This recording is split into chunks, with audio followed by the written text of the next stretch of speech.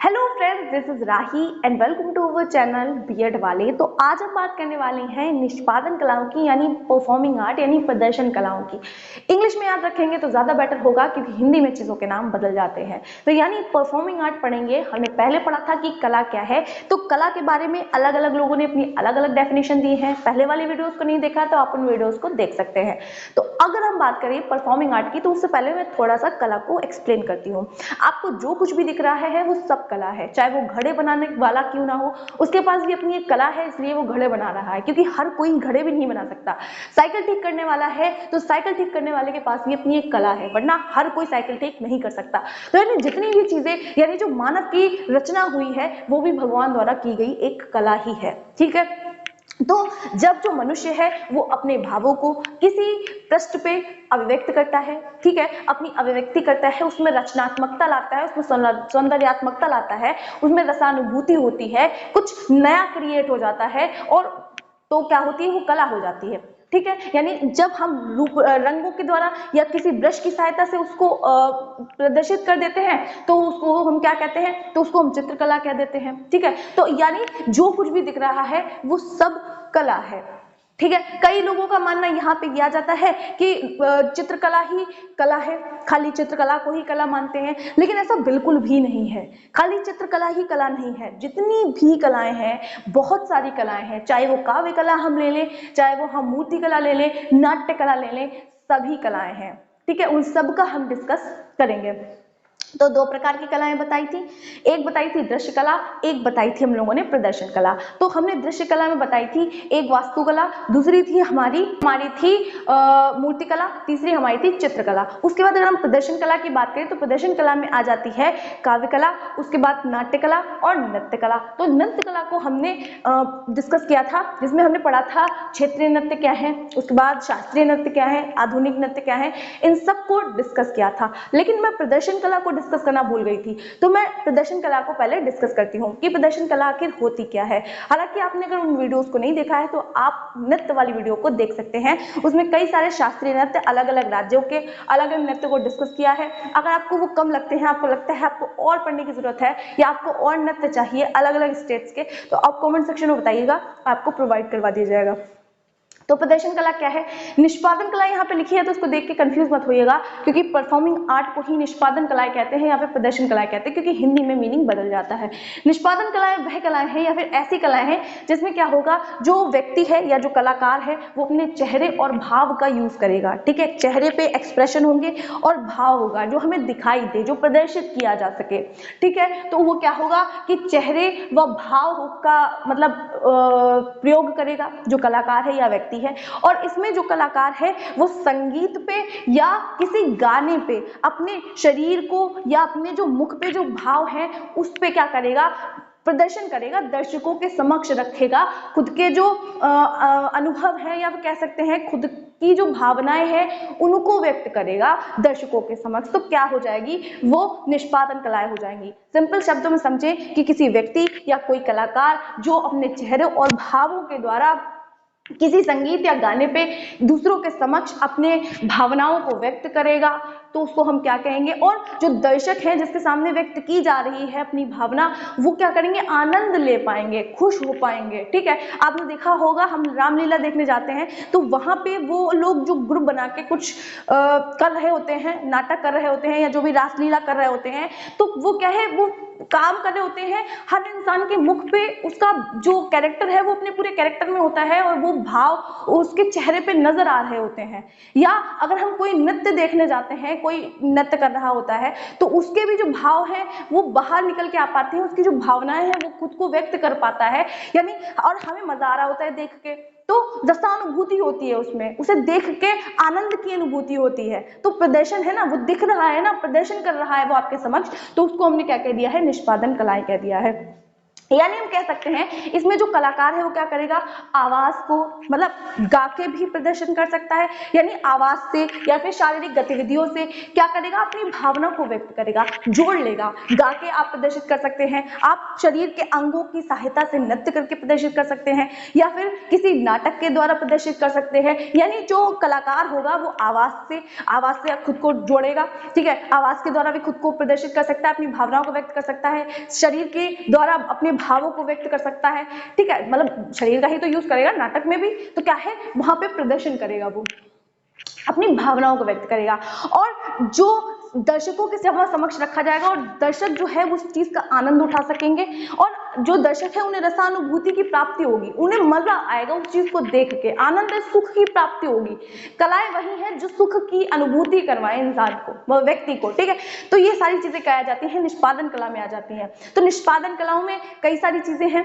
निष्पादन कला के अंदर कठपुतली आ जाती है, स्वांग आ जाता है, और नृत्य नाटक आ जाता है, और इससे सबसे ज्यादा मोस्ट इंपॉर्टेंट चीज है रंगमंच। रंगमंच का मतलब है थिएटर से, ठीक है, जादूगरी। उसके बाद हम आ जाते हैं संगीतिक नाटक, सर्कस, संगीत कला, प्रवचन। तो ये सारी चीजें हम लोग डिटेल में पढ़ेंगे। अच्छा, तो क्या है कठपुतली, हम पढ़ चुके हैं। तो कठपुतली क्या होगी, जो काष्ठ की लकड़ी की पुतली है, राजस्थान में बहुत अधिक इसे मतलब प्रयोग किया जाता है, और भी कई जगहों पे किया जाता है। मतलब पुरानी जो कुप्रथाएं हैं, अब पहले जो है वो राजा के दरबार में होती थी, धीरे धीरे गलियों में होने लगी, ठीक है, बाहर बाजारों में आ गई, मेलों में पहले लोग राजा के दरबार में थी, मेलों में दिखाते थे, उसके बाद गली नुक्कड़ में दिखाई जाने लगी। ये क्या है, एक काष्ठ की पुतली होती, मतलब एक गुड़िया टाइप की होती है, उसके द्वारा कुरीतियां जो हैं, जो मानव से संबंधित, जो उनके जीवन से संबंधित जो कलाएं हैं, उनको प्रदर्शित किया जाता है। प्रदर्शन कला है ना, लोगों को दिखाई दे रही है, प्रदर्शित की जाती है लोगों के समक्ष। इसमें भी हाथों की कुशलता या कौशल का प्रयोग किया जाता है, क्योंकि हर किसी को कठपुतली नचाना भी नहीं आता, ठीक है। अगर हम जादूगरी की बात करें, तो जादूगरी आप सभी जानते हैं, पहले जो गलियों में आते थे, मैं तो देखती थी, वो लड़की की गर्दन को गायब कर देते थे, लड़की को गायब कर देते थे, वॉट एवर इट इज, जो भी होता था। तो यानी क्या करते थे, जादूगरी दिखाते हैं, आप सबने देखा होगा, या स्कूल वगैरह में भी मेरे आते थे कि वो फूल निकाल देते थे, या जो भी निकाल देते थे, तो वो भी क्या है, प्रदर्शन कला है। फूल निकाल दिया, या फिर कबूतर निकाल दिया। मैं छोटी थी तो मुझे मेरे कॉलेज में आए थे लोग स्कूल में। तो ये क्या है, संगीतिक नाटक। संगीतिक नाटक का मतलब ये है कि नाटक भी प्लस संगीत भी, दोनों चीजें साथ में दिखाई जाती हैं संगीतिक नाटक में। सॉन्ग उत्तर प्रदेश का मुख्य क्या है, मुख्य माना जाता है उत्तर प्रदेश में स्वांग को, ठीक है। तो क्या है, नृत्य नाटक, नृत्य के जरिए नाटक किए जाते हैं, यानी नृत्य तो किया ही जाएगा, साथ में नृत्य के जरिए कुछ कहानियों को प्रस्तुत किया जाता है, ठीक है। उसके बाद हम बात करें संगीतिक कला की, गायन भी प्रदर्शन कला में आता है। प्रवचन है, यानी जो शास्त्र कला है, यानी प्रवचन हम बैठ के देखते होंगे, कई सारे गुरुओं को सुनते होंगे, तो वो सारी चीजें कहाँ आएंगी, प्रदर्शन कला में आएंगी, निष्पादन कला में आएंगी। सर्कस है, हम मेला देखने जाते हैं, मेले में हम सर्कस देखने जाके कि कोई हाथी पे चला रहा है, या जो भी वॉट एवर, जो भी अगर हम कहें, तो सर्कस आप सब जानते हैं, तो वो भी कहाँ आ जाता है, प्रदर्शन कला में आ जाता है। अगर अब हम बात करें, तो ये सारी जो चीजें हैं, उनको करने वालों को क्या कहते हैं, मतलब हर चीज में जितनी भी चीजें यहाँ पे आप दिख रहे हैं, तो कठपुतली में जो कठपुतली नचा रहा है, जादूगरी में जो जादूगरी दिखा रहा है, सर्कस में जो सर्कस दिखा रहा है, संगीत कला में जो संगीत को प्रस्तुत कर रहा है, गा रहा है, तो नृत्य नाटक में जो नृत्य को प्रस्तुत कर रहा है, ठीक है। स्वांग में जो स्वांग दिखा रहा है, ग्रुप में कुछ किन्हीं प्रथाओं को, या फिर किन्हीं स्वांग का मतलब है एक तरीके से नाटक के द्वारा जीवन से संबंधित क्रियाओं को ही दिखाना है, ठीक है। तो अगर हम बात करें कि इन सब में जो पात्र है उसको क्या कहेंगे, उसको कलाकार कहते हैं। जैसे जादूगरी दिखा रहा है, तो जादूगरी दिखाने वाले को क्या कहेंगे, तो यानी नाटक करने वाले को क्या कहेंगे, नायक कहेंगे। जो नाटक में प्रमुख पात्र होगा उसको हम क्या कहेंगे, नायक नायिका ही तो कहते हैं। अगर हम नृत्य में कहेंगे, तो नृत्य में क्या होता है, नृतक होता है, नृतक या नर्तकी कहते हैं। जादू दिखाने वाले को जादूगर कहेंगे। संगीत में गाने वाले जो है उसको संगीतकार कहेंगे। और गाने वाले को गायक कहेंगे, ठीक है, यानी संगीत देने वाले को भी संगीतकार कह सकते हैं। कुल मिला के दोनों एक से रिलेटेड है थोड़ा सा।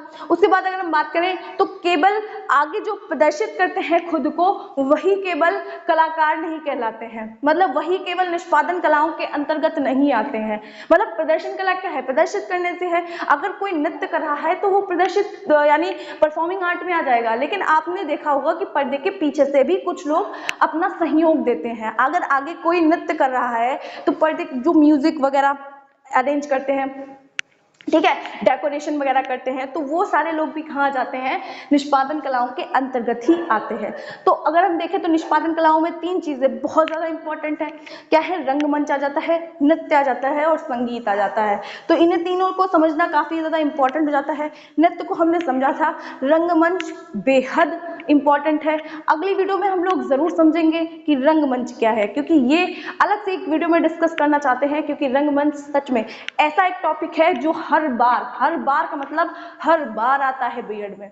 बीएड के हर पेपर में दिया गया है रंगमंच यानी थिएटर। रंगमंच को देखकर अक्सर लोग डर जाते हैं, लेकिन रंगमंच कुछ भी नहीं है। जैसे हम देखते हैं बड़ी बड़ी स्टेजेस पे लोग परफॉर्म कर रहे हैं और दर्शक बैठ के उनका आनंद ले रहे हैं। उसकी जो साज सज्जा है थिएटर में, मतलब स्टेज पे किस तरीके के, हम आपके यहाँ जो भी होगा, मतलब गांधी भवन है हमारे यहाँ, तो उसमें हम देखते हैं कि गांधी भवन में जाके कई सारे लोग एक साथ बैठे होते हैं। स्टेज पे आके लोग नाटक का, नृत्य का प्रदर्शन करते हैं और बाकायदा हर चीज का देखरेख की जाती है। हर चीज की, हर एक पात्र की अपनी महत्वपूर्ण भूमिका होती है कि स्टेज को किस तरीके से सजाना है, लाइटिंग कैसी होनी चाहिए, मतलब वहां पे किस चीजों का ऐसा प्रयोग किया जाना चाहिए कि दर्शकों को वो चीज अच्छी लगे, दर्शक आनंद की अनुभूति ले सके, दर्शकों के आंखों को अच्छा लगना चाहिए। लाइट ज्यादा डिम हो जाएगी तो नहीं अच्छा लगेगा, और अगर चटकीले रंगों का प्रयोग कर दिया जाएगा, मतलब अगर रोने वाला सीन है उसमें आप ऐसी चीजों का यूज कर देंगे तो कैसा लगेगा, मतलब आप खुशी वाला माहौल बना देंगे तो कैसा, हर चीज का बैलेंस करके चलना पड़ता है। तो ये सारी चीजें हम रंगमंच में देखेंगे, बहुत आसान है, सच बता रही हूँ। तो ये सारी चीजें सीखेंगे और हम अगली वीडियो में इसी को डिस्कस करेंगे सबसे पहले कि रंगमंच क्या है। तो आज के लिए इतना ही रखते हैं। आज हमने देखा निष्पादन कलाओं को, ठीक है। रंगमंच को अगली वीडियो में, सच में ये इंपॉर्टेंट है और बीएड के हर पेपर में आया है। हर का मतलब सारे ही एग्जाम्स में एक या शॉर्ट में देखने को मिले या लॉन्ग में देखने को मिले, ये वाला टॉपिक जरूर आता है। नृत्य को मैं पहले डिस्कस कर चुकी हूँ। अगर आपको लगता है कि नृत्य से संबंधित वीडियो आपको और चाहिए तो आप बता सकते हो कि चाहिए है मैम, कमेंट सेक्शन में बता दीजिएगा, तो मैं आप लोगों को और भी वीडियो प्रोवाइड करवा दूंगी। संगीत की भी हम अगले वीडियो में बात करेंगे। रंगमंच को एक अलग वीडियो में, संगीत को एक अलग वीडियो में कवर करेंगे। अगर वीडियो अच्छी लगी हो तो वीडियो को लाइक करना, चैनल को सब्सक्राइब करना मत भूलिएगा। इसी तरीके की वीडियो के लिए मिलते हैं नेक्स्ट वीडियो में।